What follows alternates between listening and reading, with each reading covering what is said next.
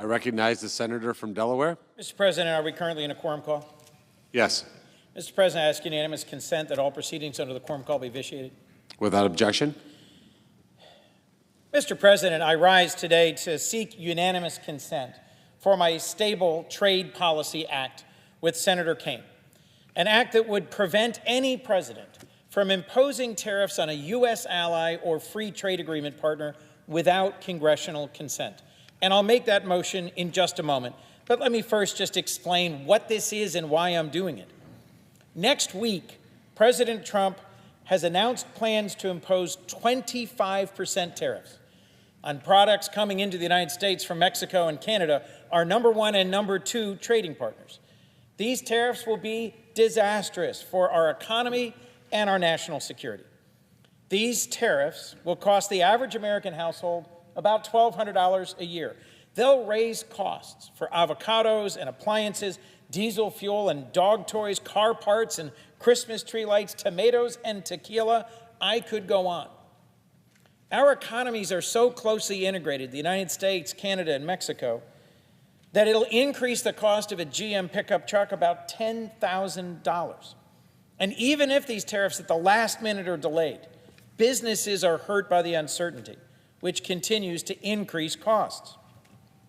President Trump plans to follow those tariffs with reciprocal tariffs on the EU, which includes many of our critical NATO allies and closest partners. Imposing tariffs on our allies and partners diminishes our standing in the world and makes our neighbors less likely to help us in the future. It's no surprise that Americans think this is a terrible idea.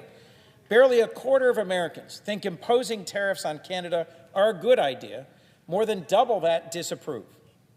President Trump has already declared an economic emergency to justify imposing these tariffs on Mexico and Canada, but my bill with Senator Kaine would prevent him from abusing long-established national security authorities to follow through on further tariff threats against our allies and FTA partners. The U.S. Constitution in the Commerce Clause, Article 1, Section 8, gives Congress jurisdiction over trade policy. And it's time that we took ownership back of controlling the ability to impose tariffs willy-nilly on our trusted partners and allies by passing this bill and reining in President Trump's costly and damaging idea. And so, Mr. President, I ask unanimous consent that the Committee on Finance be discharged from further consideration of Senate Bill 348 and the Senate proceed to its immediate consideration, that the bill be considered read a third time and passed, and that the motion to reconsider be made and laid upon the table. Is there objection? Mr. President, Senator reserving the from right Idaho? to object. I recognize the senator from Idaho. Thank you, Mr. President. Reserving the right to object, I discuss some issues with Senator Coons' request for unanimous consent for the Senate to pass S. 348, the Stable Trade Policy Act.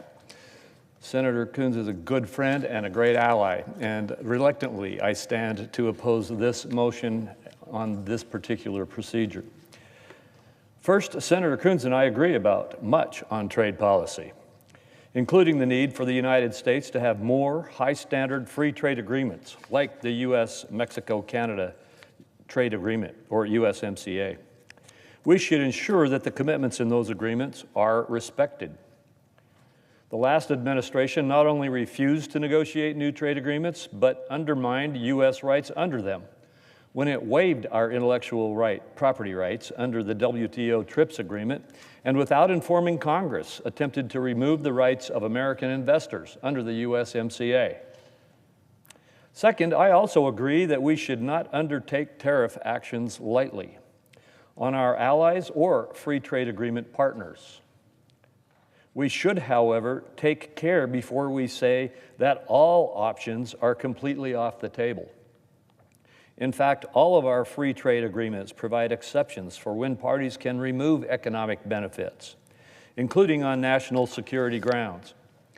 I don't recall anyone suggesting that the Biden administration could not impose sanctions on Nicaragua last year because it was a CAFTA party.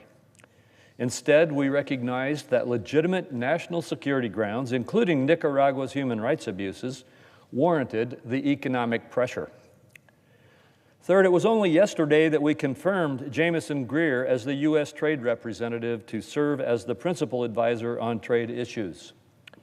He told the Finance Committee that he wants to work closely with Congress. There are a lot of good things we can do together. For instance, we can negotiate new agreements and reinvigorate congressional executive partnerships on trade. The Stable Trade Policy Act is accordingly too blunt of an instrument when nuance is called for, including the option of tariffs in some instances. With that, Mr. President, I object to Senator Coons' request, and I yield the floor. Objection is heard. Mr. President. Senator from Delaware. Mr. President, I understand that Senator Crapo, the chairman of the Finance Committee, a supporter of President Trump, has blocked this bill today.